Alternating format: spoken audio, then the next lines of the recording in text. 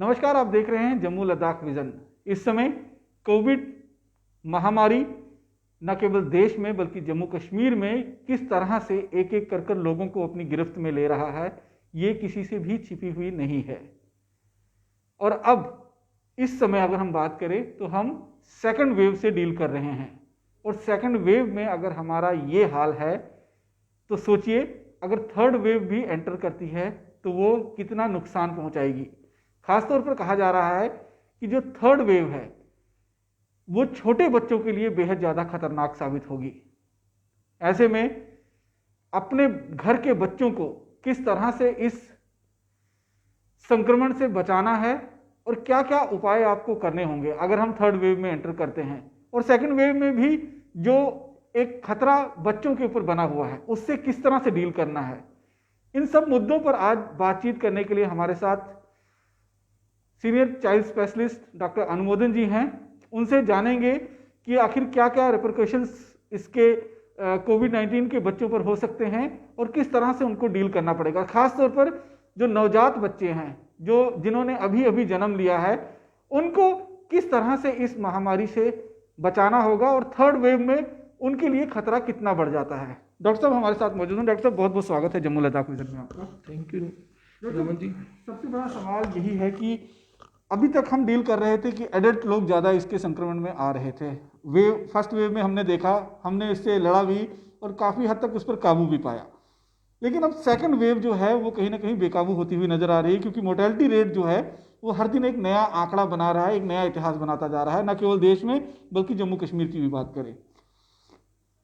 इसमें ये खतरा बना हुआ है कि जो टीनएजर हैं या फिर टॉडलर हैं, चाइल्ड हैं, उनका भी संक्रमण जो है वो रेट, उनका ट्रांसमिशन रेट जो है वो काफ़ी माना जा रहा है। उनके लिए कोई वैक्सीनेशन अभी अवेलेबल नहीं है, इसलिए और ज़्यादा खतरा बढ़ जाता है। अब न्यू बॉर्न बेबी जो है उनके लिए भी कहा जा रहा है कि जो थर्ड वेव होगी, खासतौर पर जो सिंगापुर वेरिएंट की बात की जा रही है, वो कितना खतरनाक हो सकता है। और आप क्योंकि बतौर चाइल्ड स्पेशलिस्ट किस तरह से देखते हैं कि ये कोविड खासतौर पर बच्चों के लिए कितना डेंजरस है और इससे निपटने के लिए क्या कुछ तैयारियों की ज़रूरत है? बिल्कुल आपने सही ये सवाल पूछा है रमन जी। आपको एक चीज़ बताना चाहूँगा, इवन अभी जो हम सेकेंड वेव डील कर रहे हैं इसमें भी हम लोग काफ़ी देख रहे हैं कि जो हमारे बच्चे हैं जिन उम्र 2 से 18 साल के बीच में हैं वो भी काफ़ी ज़्यादा संक्रमित है। लेकिन हाँ, एक चीज़ ज़रूर बताना चाहूँगा, इवन हमारे हॉस्पिटल प्रैक्टिस में हमने ये चीज़ देखी है कि ट्रांसमिशन रेट और इन्फेक्टिविटी रेट तो बहुत ज़्यादा है, लेकिन जो हमारी मोर्टेलिटी रेट और मॉर्बिडिटी रेट है वो काफ़ी कम है as compare to other population. अगर आप उसको जीरियाट्रिक पॉपुलेशन से करेंगे, अगर आप उसको एडल्ट पॉपुलेशन से देखें तो हमारा mortality as well as morbidity is less as compare to other population. बच्चों में बिल्कुल ट्रांसमिशन रेट ज़्यादा है, लेकिन इतना भी अभी तक ज़्यादा नहीं हो गया। अगर मैं आपको आंकड़े बताऊं तो अगर हमारा जो 1% ट्रांसमिशन रेट था, हमारी इन्फेक्टिविटी रेट 1% के करीब थी, वो भी 1.2 के करीब पहुंची है बच्चों में। लेकिन जो हमारी मोर्टेलिटी है, मॉर्बिडिटी है, वो अभी तक भी सेम है।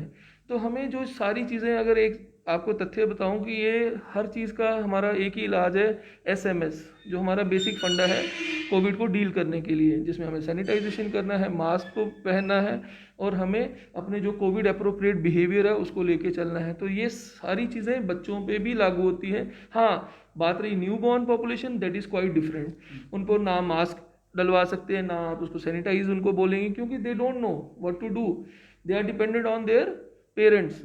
और इसीलिए new born population is quite a different population. तो वहाँ पे हम जो भी देखते हैं, हम देखते हैं सिनारियो अप्रोच। एक मदर पॉजिटिव लेकिन वो एसिम्टोमेटिक है वो पॉजिटिव है, और बेबी भी आया वो भी एसिम्टोमेटिक। तो कोई घबराने की ज़रूरत नहीं उन बच्चों को जो न्यू बॉर्न बेबीज़ हैं। इवन वो कोविड पॉजिटिव आते हैं, मदर कोविड पॉजिटिव है, तो मदर आराम से उस बच्चे को अपने साथ रख सकती है, उसकी देखभाल कर सकती है, उसको दूध पिला सकती है, उसकी जो चीज़ें करनी है। हाँ, लेकिन मदर को फिर से कोविड अप्रोप्रिएट बिहेवियर का ध्यान रखना है, उसको मास्क यूज़ करना है, उसको सैनिटाइज़र बार बार यूज़ करना है, ताकि, और हाँ, जहाँ पे बच्चा रखना है हमेशा उसको अपनी गोद में नहीं रखना है। थोड़ी जो हमें हमारी गाइडलाइंस कहती है, हमें उसकी कॉट को कम से कम 6 मीटर दूर रखना है, ताकि जब उसको ज़रूरत पड़ेगी तो माँ उसकी केयर करेगी, लेकिन ज़्यादा कंटेक्ट उसका नहीं होना चाहिए। तो ये हमारा आ गया न्यू बॉर्न के लिए। बच्चों के लिए इवन लेस देन 2 ईयर्स में देखता हूँ मदर्स, और वो विद देयर वेरी एप्रिहेंसिव, उनको मास्क नहीं डला है, लेकिन लेस देन 2 years के लिए हमारा मास्क इज़ नॉट इंडिकेटेड, क्योंकि उनमें बच्चों को एस्फिक्सिया, उनकी सांस घुटने का ज़्यादा चांसेस है एज़ कम्पेयर टू कि हमें कोविड से वो बचा पाएगा। इसीलिए बच्चों को ज़्यादातर घर पे रखना। और एक तो सबसे बड़ा सवाल ये कि सेकेंड वेव में हमें क्यों आया, कोविड क्यों ज़्यादा बच्चों में पाया। स्कूल खुल गए, ट्यूशन चल रहे थे, ऑटोमेटिकली बच्चे बाहर निकलना स्टार्ट हो गए, लगा कि कोविड सारा ख़त्म हो गया है। तो ये सारी चीज़ें जो बच्चों को एक्सपोज कर गई इवन, और हमारी वो पॉपुलेशन जो जीरियाट्रिक पॉपुलेशन थी वो क्या हुआ, उनको हमने वैक्सीनेशन सारी स्टार्ट कर दी, तो वो पॉपुलेशन थोड़ी थोड़ी बचने लग गई और अब ये पॉपुलेशन सारी एक्सपोज हो गई, leading to a high transmissibility. लेकिन बहुत अच्छी चीज़ है, मोर्टेलिटी रेट अभी भी हमारा कम है। तो ये चीज़ को हमें समझना है, बच्चों को बचाना है। तो it is only A Covid appropriate behaviour. कोई ड्रग, मैजिकल ड्रग कोई कोविड के लिए नहीं है, even for general population, adult population. तो इस पॉपुलेशन के लिए भी हमें कोई ऐसी ड्रग, कोई इस चीज़ के लिए only Covid appropriate behaviour. We should know कि कोविड हर चीज़ कर सकता है। आजकल एक पेरेंट्स का मैंने देखा, पेरेंट्स क्या बोलते हैं, डॉक्टर साहब हमने पंखा लगाया था उसके कारण शायद हो गया होगा, इसको बुखार हो गया, कल मैंने ब्रेड जैम खिलाया था उसके कारण हो गया। When ever there is a pandemic, हमारी एक डिक्टम है, जहाँ भी पेंडेमिक है वहाँ पे अगर एक फैमिली में 2 से ज़्यादा लोग बीमार हैं, बुखार बड़े भाई में, माँ में, किसी में भी बुखार है, साथ में इसको भी उसके लक्षण दिख रहे हैं, तो आपको ये नहीं सोचना है मैंने पंखा लगाया था उसके कारण हो गया। It could be due to that, but सबसे इंपॉर्टेंट चीज़ है हमें वो चीज़ को रूल आउट करना है और हमें अप्रोप्रिएट कोविड प्रिकॉशंस लेने हैं। अभी हम सेकेंड वेव से डील कर रहे हैं, अब कहा जा रहा है कि थर्ड वेव भी एंटर कर सकती है, क्योंकि जिस तरह के माहौल देश के अंदर इस समय बना हुआ है। थर्ड वेव में कितना खतरा और बढ़ जाएगा, खासतौर पर छोटे बच्चों के लिए? अगर आप थर्ड वेव की बात करें, अगर वेव्स की बात करें तो पिछले आप कोई भी देख लीजिए, चाहे स्पेनिश फ्लू लीजिए, कोई भी ऐसा पेंडेमिक, उसमें वेव तो आएंगे, क्योंकि हमारा जब अपसर्ज होगा तो हम उसको कंटेनमेंट के मेजर्स लेंगे।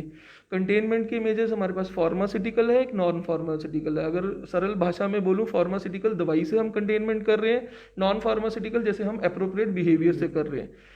तो कई चीज़ें हम कंट्रोल कर पाते हैं, लेकिन अपसर्ज होने के चांसेस फिर क्यों, this is a human nature. हम थोड़ी सी देखते हैं कि ढिलाई हुई तो हमारी फिर से ये सारी जो अपसर्ज है ये फिर से लापरवाही होगी, तो उससे अपसर्ज होने के चांसेस ज़्यादा रह जाए।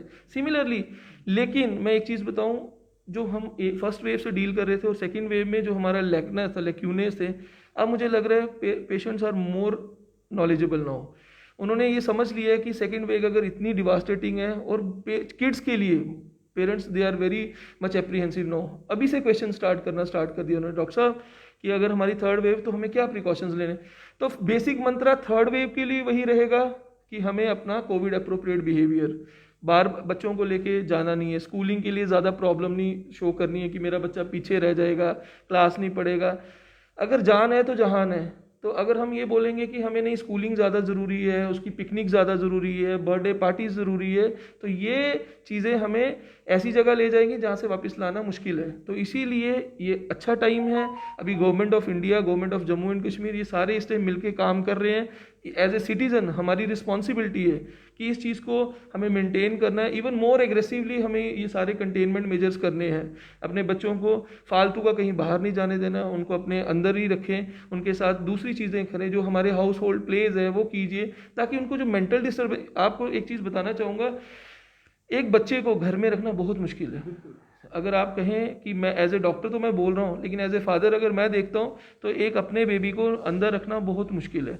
तो उसके लिए आपको ऐसा बना देना कि बच्चे को भी अभी लगे नहीं। आपने घर में भी देखा होगा, कोई बोल नहीं पापा इसको साफ कर लो, कोरोना आ जाएगा। तो ये बिहेवियर अगर उनके दिमाग में आ गया तो ये चीज़ें हमें आगे प्रिवेंशन के लिए बहुत ज़्यादा हेल्पफुल रहेगी।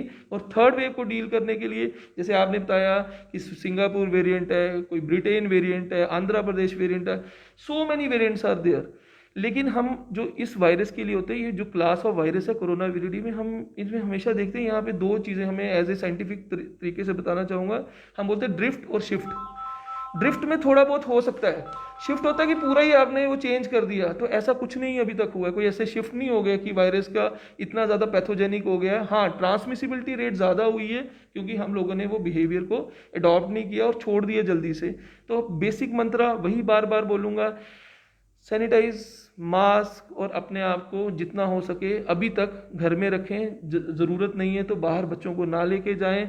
इवन डॉक्टर्स के पास जाने से पहले भी सोचें, अगर छोटी मोटी घर में खांसी जुकाम है तो अब वो अपने डॉक्टर से फ़ोन पे बात कर सकते हैं। पर अभी गाइडलाइंस हमारे गवर्नमेंट ऑफ इंडिया ने, जीएमसी जम्मू ने सारे नंबर्स दे के रखे। ई संजीवनी ओपीडी चल रही है तो they can take their consultation to phone. Don't go जहाँ पे आपको लगता है कि सिक बेबी भी गया होगा तो वहाँ पे ट्रांसमिसिबिलिटी रेट ज़्यादा हो जाएगा।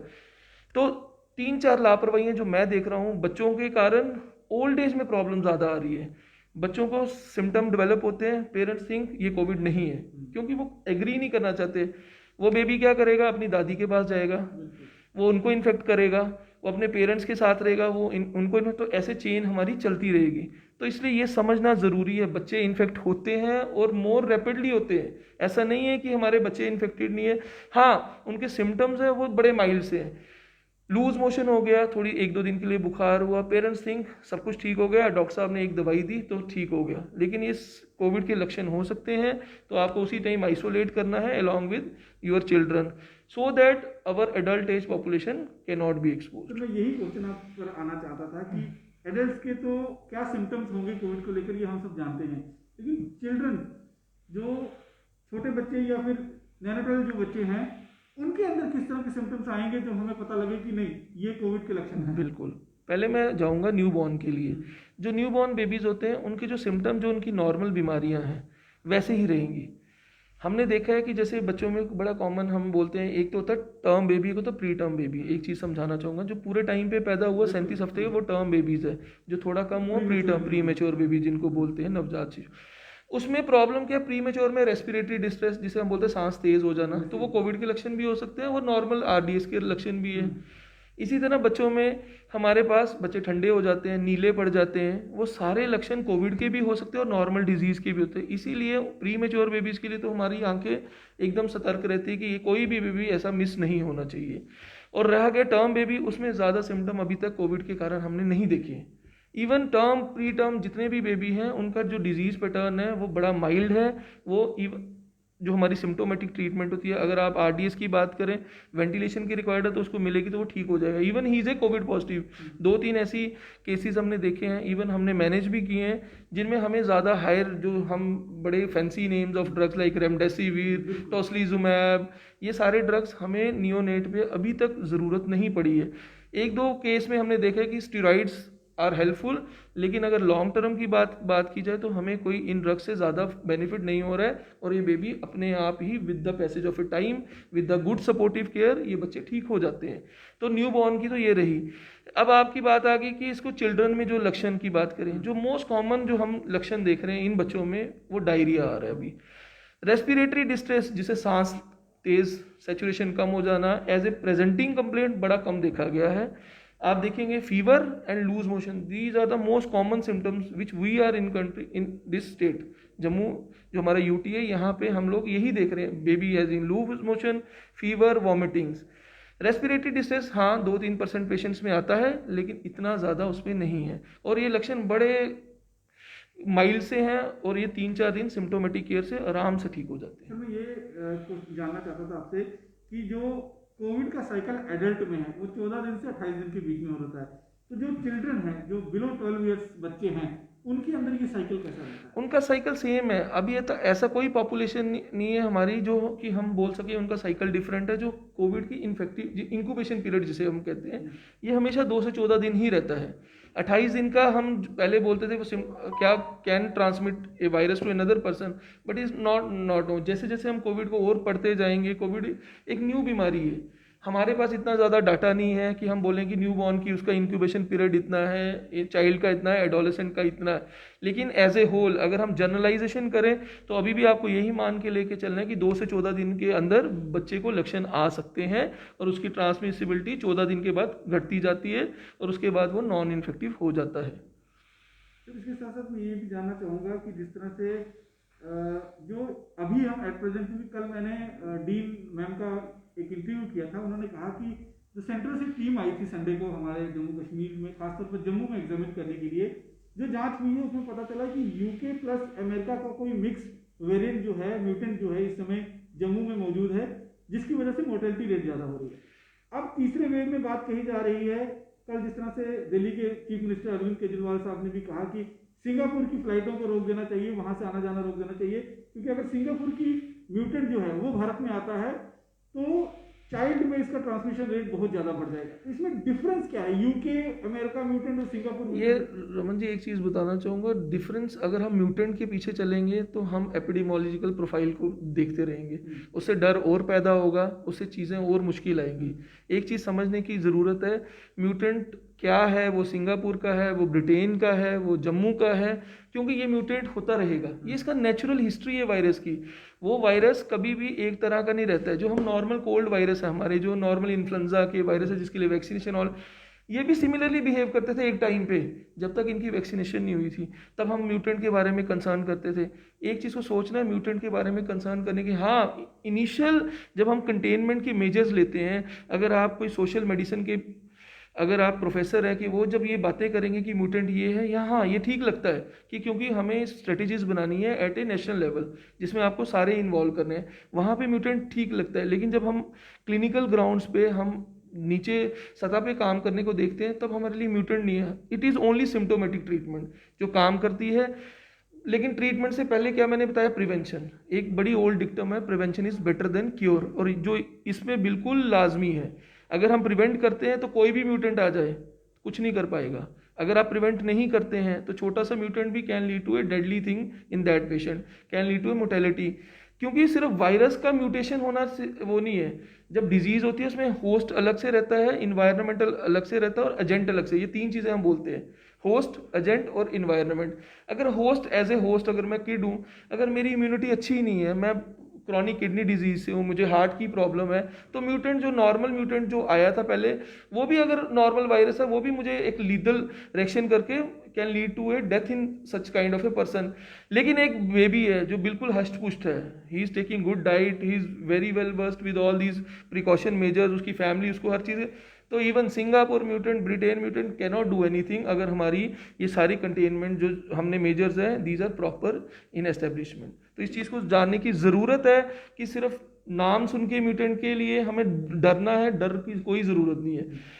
जब तक ये वायरस पूरा शिफ्ट नहीं कर लेता, कोई ऐसी चीज़ नहीं कर देता, अपने शो करता है कि जो सिम्टोमेटोलॉजी अलग होगी, सब कुछ एक दिन में सब कुछ तबाह कर दिया, तब तक आपको कोई डरने की ज़रूरत। तो म्यूटेंट वगैरह ये चीज़ें एपिडेमोलॉजी में ठीक लगती है, क्लिनिकल प्रैक्टिस में इसको ज़्यादा सोचने की ज़रूरत नहीं है as a layman, as a doctor. तो एक धारणा ये भी है कि ये वायरस इस समय एयरबॉर्न हो चुका है, तो लेकिन पहले कहा जाता था कि जो वायरस है ये ड्रॉपलेट की मदद से ही ट्रांसफर करता है या ट्रांजिट करता है, अब कहा जा रहा है कि ये एयरबॉर्न हो चुका है। तो इसमें कितनी सच्चाई है कि क्या वाकई में ये एयरबॉर्न हो चुका है? और जो 6 फुट की दूरी हम जैसे, क्योंकि ड्रॉपलेट से आपको ट्रांसमिट हो सकता था, तो अगर हम उसको भी मेंटेन करते हैं तो भी क्या एयर के माध्यम से ये आपको संक्रमित कर सकता है? बिल्कुल, आपके अच्छा क्वेश्चन है, क्योंकि जो अभी मैं यही चीज़ बार बार कह रहा हूँ, हम इसकी जो कोविड वायरस है इसका हम इनिशियल फेजेस जो हम स्टडी कर रहे हैं, it is very new for us, it is only 1.5 year. तो उसमें जो हमारे रिसर्चर्स है वो लगे हैं, कभी वो एक थ्योरी देंगे जो प्लॉजिबल होगी, कभी एक थ्योरी देंगे, क्योंकि it is a evolving science जो हम रोज़ देख रहे हैं उसके। तो अभी एक लैंसेट में एक बड़ा अच्छा स्टडी पब्लिश हुई थी जिसने बताया एयरबॉर्न है। इवन आफ्टर दैट स्टडी हमारा जो इंडिया का गवर्नमेंट ऑफ इंडिया उसने डिक्लाइन किया, इट इज़ नॉट एयरबॉर्न, उनकी ये वेबसाइट पे डाला था it is not airborne, but yes to quite extent it is airborne. तो जो हमारी स्टडीज़ बता रही है अगर वो आगे आगे जाएंगी, क्या पता हमारी ट्रांसमिसिबिलिटी, अभी हमें पूरा तरह से क्लियर नहीं है कि ये सरफेस से ज़्यादा है, एयरबॉर्न है। हाँ, अभी हम बोलते हैं airborne greater than surface infection, simple सा फंड है। तो आपको ये याद रखना है कि ड्रॉपलेट है, एयरबॉर्न है, at the end question mark यही आता है। प्रिकॉशन तो आपको लेने हैं, मास्क आपको डालना है, अगर आप मास्क है ना आपको ड्रॉपलेट आएगा ना एयरबॉर्न आएगा। तो सो एट द एंड जो हमें मदद करेगा वो Covid appropriate behaviour with mask, sanitisation and जो हमारा आइसोलेशन है ड्यूरिंग आवर एक्यूट इलनेस। तो इसीलिए ये मत डरना है कि एयरबॉर्न है। हाँ, एट प्रेजेंट अगर आप जैसे मेरे से क्वेश्चन पूछ रहे हैं, yes there are studies which are showing that it is a airborne disease. अभी जिस तरह से हॉस्पिटल में इस समय मारामारी का एक माहौल सा बना हुआ है, हर एक शख्स हॉस्पिटल जाने से कहीं ना कहीं डर रहा है। अगर उसको अपने घर में किसी तरह के कोई माइल्ड सिम्टम्स अपने बच्चों में नज़र आते हैं तो वैसे तो उसे डॉक्टर की सलाह से ही दवाई देनी चाहिए, लेकिन अगर किसी को फीवर है, किसी को लूज मोशन है, तो क्या कुछ आप प्रिस्क्राइब करना चाहेंगे ताकि मैं उनको ये चीज़ बोलूँगा, अगर बेबी को माइल्ड से सिम्टम है जिसमें हम होम आइसोलेशन ऑलरेडी हमारी गवर्नमेंट ने रेकमेंड किया हुआ है, उस पर उसको सिर्फ सिम्टोमेटिक ट्रीटमेंट देना, कोई मैजिक बुलेट नहीं है हमारे कोरोना वायरस के लिए। अगर फीवर है तो पैरासीटामोल जो हम कॉमनली हमारे घर में रहती है, और इस टाइम तो सबको अपने घर में एक पैरासीटामोल रखनी है, ताकि रात को अगर कोई ऐसी प्रॉब्लम होती है तो भागने से अच्छा है कि एक छोटी सी टूल किट जो हमारी गवर्नमेंट ऑफ जम्मू ने भी अब स्टार्ट कर दी है, पल्स ऑक्सीमीटर प्रोवाइड करना, पैरासीटामोल और 2-3 जो एविडेंस बेस्ड मेडिसिन है उस टूल किट में रख रहे हैं। तो सिमिलरली बच्चों पे भी अप्लाई किया जाता है। अगर फीवर है पैरासीटामोल, कफ है थोड़ी सी जो हम कफ के लिए माइल्ड सा उनको एक्सपेक्टोरेंट देते हैं, दे कैन यूज़, लेकिन कोशिश करनी है कि वो जैसे हमारी हेल्पलाइन नंबर है ई-संजीवनी ओपीडी है तो उनके साथ कंटेक्ट में रहें।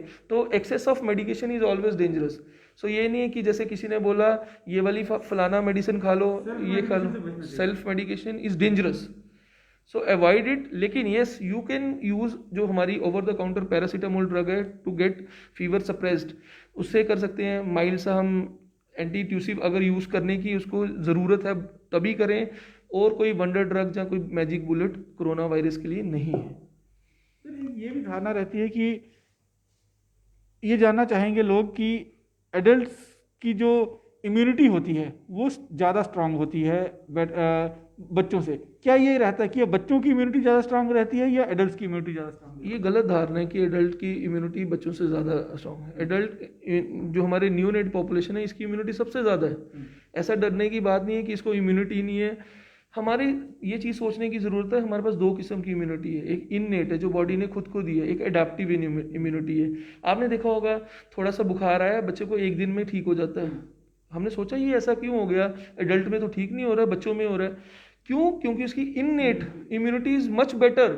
That is why babies are getting a lesser number of a complication, lesser number of a mortality, जो उनकी इननेट इम्यूनिटी। इवन दो जो हम थ्योरेटिकल बातें करेंगे कि IgA जो हमारे इम्यूनोग्लोबिन लेवल्स है वो उनके कहीं IG जाएंगे कहीं नहीं जाएंगे, लेकिन जो वो बात की है दैट इज एडाप्टिव इम्यूनिटी। जब बेबी को सब कुछ ज़्यादा हो जाए तब उसको एडाप्टिव इम्यूनिटी के लिए बारे में सोचना है, जो हम कंपेयर करते हैं एडल्ट वर्सेज चिल्ड्रन। लेकिन जो इननेट इम्यूनिटी एज पर जो हमारा डाटा है it is much better in children as compare to adult. अब मान लीजिए किसी बच्चे को कुछ सिम्टम नज़र आते हैं, वो टेस्ट कराए, वो पॉजिटिव भी आ जाता है, उसके बाद वो रिकवर भी कर लेता है क्योंकि इम्यूनिटी उसकी अच्छी होगी तो वो रिकवर भी कर जाता है।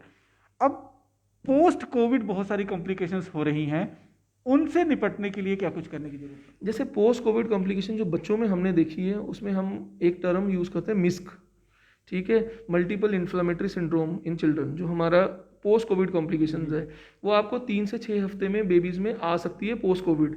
इवन जिनको पता ही नहीं है कि हमें कोविड हुआ था, लेकिन दे सडनली लैंड की फीवर 5 दिन से ज़्यादा है, कहीं उनके नाखून से त्वचा निकल रही है, आंखें लाल हो गई है, यहाँ पे सूजन आ गई है, गिल्टी सी बन गई है और फीवर टूट नहीं रहा है, तो हम उसके लिए बहुत सस्पिशन में रहते हैं कि इसको post Covid Kawasaki like illness और मिस्क तो नहीं है। तो उसके लिए हमारी पूरी सारी गाइडलाइंस बनी है how to treat those babies, लेकिन ये बड़ा रेयर है। अगर आप देखेंगे परसेंटेज के लिए पूछेंगे मुझे, जनरली बेबीज रिकवर करते हैं and they do very well. कोई आपको कार्डियक कॉम्प्लिकेशंस, कोई आपको रेस्पिरेटरी कॉम्प्लिकेशंस, ऐसा कुछ अभी तक का जो हमारा डाटा है for last 1.5 year it is very good for our children as compare to adults. जिस तरह से कह रहे हैं कि अगर कोई कोविड से ग्रसित है तो उसको कैल्शियम दिया जाए, विटामिन D दिया जाए, विटामिन C दिया जाए, जिंक दिया जाए, तो बच्चों में भी क्या इस तरह चीज़ें की प्रिस्क्राइब? बिल्कुल इसमें कोई ज़रूरत नहीं है बच्चों को। सिर्फ हमारे लिए जो इंपॉर्टेंट है विटामिन D। अगर आप 1 साल के लिए बच्चे नीचे है, वो तो वैसे भी हमारी गवर्नमेंट ऑफ इंडिया की गाइडलाइंस है, जो भी बेबी हमारा 1 साल से नीचे है उसको हम 1 साल के लिए विटामिन D की देते हैं, क्योंकि हमारी ट्रॉपिकल कंट्री है, हम कई सारे फैक्टर है जिसके कारण हमारा विटामिन D अच्छी, क्योंकि घर में रहना है, मुस्लिम पॉपुलेशन में बुर्का है, सो मैनी थिंग्स, अभी उस पर नहीं जाएंगे। लेकिन हम विटामिन D एक ऐसी चीज़ है जिसने बड़ा सारा एविडेंस शो किया है कि आगे जाके वो बच्चे ठीक रहते हैं। बात रही विटामिन C की, बात रही आपकी विटामिन E की, तो ये सारे अभी नॉन एविडेंस बेस्ड प्रैक्टिसेस है। ये हमें एक हाई प्रैक्टिस है, ठीक है, इसको बच्चे को विटामिन C दो तो ठीक हो जाएगा, ऐसा कुछ नहीं है। किसी एविडेंस ने नहीं बताया कि विटामिन C विटामिन E देने से बच्चों में जल्दी रिकवरी होगी। तो एक आखिरी सवाल आपसे जस्ट जानना चाहूँगा कि अभी मैं एक डॉक्टर का इंटरव्यू सुन रहा था, उसमें वो कह रहे थे कि अगर कोविड के दौरान या कोविड की शुरुआत में आपको स्मेल आपका लॉस होता है, टेस्ट आपका लॉस होता है, तो that is a good sign कि आप आउट ऑफ डेंजर हैं और आपकी बॉडी की एंटीबॉडीज ने पहले ही रिएक्ट करना शुरू कर दिया है। कितना सच्चा आप ये अगर मैं अपने चिल्ड्रंस की बात करूं तो ये हमारे लिए सिम्टम रिकॉग्नाइज करना ही बड़ा मुश्किल है। 2 साल का बच्चा बड़ा मुश्किल से बता पाएगा कि उसको टेस्ट की प्रॉब्लम है, कि उसको सूंघने में प्रॉब्लम है। ऐसी चीज़ें चिल्ड्रंस में बड़ी कम पाई जाती है। हाँ, as come in adults this is true कि अगर ये सिम्टम, एक तो गैस्ट्रोएंटराइटिस जिसे हम लूज मोशंस कहते हैं, बड़ों में आपने बड़ा सुना होगा लूज मोशन स्टार्ट हुए, तो उन बंदों में पाया गया है कि उनमें प्रॉब्लम्स कम होती है। क्यों? क्योंकि हम जब हमारा एक समझ लो एक ताला है और एक चाबी है, तो ताला जो हम बोलते हैं वो ACE2 इनहिबिटर की बात करते हैं, जो हमारे रिसेप्टर्स है ACE2 वही ज़्यादा है जो कोविड जहाँ पे अटैक करता है। एक ताला है, वहाँ पे कोविड ने अटैक करना है, तो अगर वो ज़्यादा जहाँ पे होंगे तो वहाँ ज़्यादा जाएगा। तो हमारा जो हमारा स्टमक है, जो हमारा इंटेस्टाइन है, जो हमारे लिवर है, यहाँ पे एस के जो रिसेप्टर है ज़्यादा है एज़ कम्पेयर टू लंग्स। तो उसमें क्या रहता है कि ज़्यादा अगर किसी को गैस्ट्रोएंटेरिटिस के सिम्टम आए, इट मीन्स वहाँ पे वायरस ज़्यादा चिपक गया, उसके कारण उसको लूज मोशन तो हो गए, लेकिन जो रेस्पिरेटरी कंपोनेंट है, लंग पार्ट है, उसमें एस के जो रिसेप्टर्स है वो कम है एज कम्पेयर टू जो हमारे इंटेस्टाइन, स्टमक, जो हमारा GI पार्ट है। तो वो उसमें हम बोलते हैं कॉम्पिटिटिव इनहिबिशन। अगर एक उधर चला गया तो दूसरी जगह जाने की ज़्यादा प्रॉब्लम नहीं, तो उसमें क्या रहेगा, उनको जो वो लंग, फेफड़े में निमोनिया ग्रसित है, उसमें चांसेस कम पाए गए हैं। तो दिस इज ए जो हमारा कहते हैं पैथोफिजियोलॉजी, जो अगर कोई एक मेडिकल का आदमी है उसको ये ज़्यादा समझ आएगा कि ये पैथोफिजियोलॉजी क्या है। लेकिन मैंने आपको सरल भाषा में यही बताया कि कहीं पे ज़्यादा चीज़ है, वहाँ पे जाके अगर हमारा गुड़ है और मक्खियाँ वहाँ पे चली गई है, तो वो दूसरी जगह जाने की कोशिश नहीं करेगी, जिस तरह से उस ऑर्गन में ज़्यादा इफेक्ट नहीं होगा। लेकिन फिर से ये बात थेरेटिकल आ जाती है। कई बंदे इसमें भी जाके जो हमारे हैं उन पे भी ज़्यादा प्रॉब्लम हो जाती है, लेकिन उनकी पॉपुलेशन, उनका जो हमारा प्रेवलेंस है दैट इज़ वेरी लेस है। बिल्कुल बिल्कुल बिल्कुल ये डिफर करता है। मैंने बताया चिल्ड्रंस में as compare to adult symptoms are different, उनकी मोर्टेलिटी मोर्बिडिटी रेट डिफरेंट है। वेव जब भारत में 2020 के अंदर आई थी और सेकंड वेव अब 2021 के अंदर एंटर हुई है, इसमें हमने बीच में एक गैप देखने को मिला जब हमें लगा कि हम सब कुछ ठीक हो रहा है, हम दोबारा एक नॉर्मल लाइफ जीने के लिए तैयार हैं।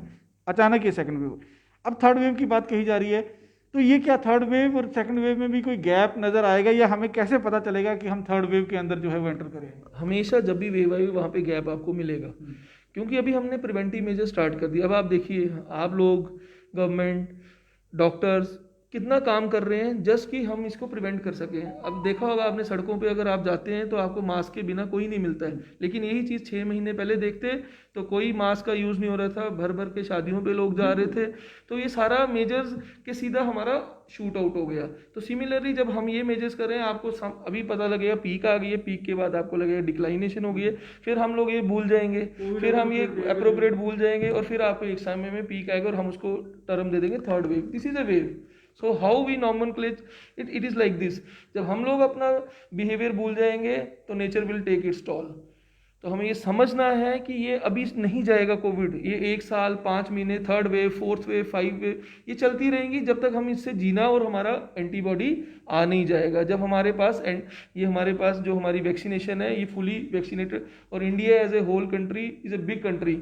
तो हम किसी के साथ कंपेयर करते हैं, US के साथ कंपेयर कर सकते हैं, किसी जिनकी पॉपुलेशन 30 करोड़ है, हम लोग 130 करोड़ है। तो हाउ इट इज़ पॉसिबल कि इतनी जल्दी से हमारा, तो तब तक जब तक ये सारा प्रोसेस हो जाएगा, इसको कम से कम 2 से 3 साल लगेंगे। तब तक हमें ये बिहेवियर को अपना के रखना है, ये प्रैक्टिसेस अपने माइंड में, अपनी बॉडी में, अपनी सोल पे ये चीज़ें अपना के रख लेने की, ये भैया अगर मैंने ये बिहेवियर छोड़ा तो that will take it all on me and my family and as a society as a whole. तो इस चीज़ को हमें दिमाग में डाल देना है कि जो प्रिकॉशन है, जो प्रिवेंशंस है, it is much better than cure. अगर इस डिक्टम को अगर हम फॉलो करते रहेंगे तो मुझे नहीं लगता कि हमारे आने वाले जो third wave, fourth wave, 5th wave, ये बड़ी डिवास्टेटिंग होगी। सर बहुत बहुत शुक्रिया हमसे बातचीत करने के लिए और पूरी नॉलेज जो है हमारे दर्शकों तक पहुंचाने के लिए। तो एक पुरानी कहावत है, precaution is better than cure, वही कहावत यहाँ पर भी जो है वो लागू होती है, क्योंकि अभी हम सेकंड वेव में हैं और सेकंड वेव में किस तरह का नुकसान कोविड हमारे लोगों को पहुंचा रहा है, और अब थर्ड वेव में भी एंटर करेंगे जिसमें जन्मजात बच्चे, जो छोटे बच्चे हैं, जो जिन्होंने अभी भी जन्म लिया है, या फिर चाइल्ड एज के जो बच्चे हैं, उनको ज़्यादा ट्रांजिट रेट जो है उनमें बढ़ सकता है। और अगर उनको बचाना है इस कोविड-19 के संक्रमण से, तो आपको कोविड एप्रोप्रिएट बिहेवियर को अपने जीवन के अंदर शामिल करना होगा। और जिस तरह की जो SOPs लगाई गई हैं, मास्क लगाना, 6 फुट की दूरी का पालन करना और हैंड सैनिटाइजेशन, ये खुद भी सीखना होगा और अपने बच्चों को भी सिखाना होगा। तभी हम इस जो संक्रमण की लड़ाई लड़ रहे हैं उसमें जीत हासिल कर पाएंगे, वरना ये लड़ाई बहुत लंबी हो सकती है। बाकी की अन्य खबरों के लिए आप जुड़े रहें जम्मू लद्दाख विजन के साथ। नमस्कार।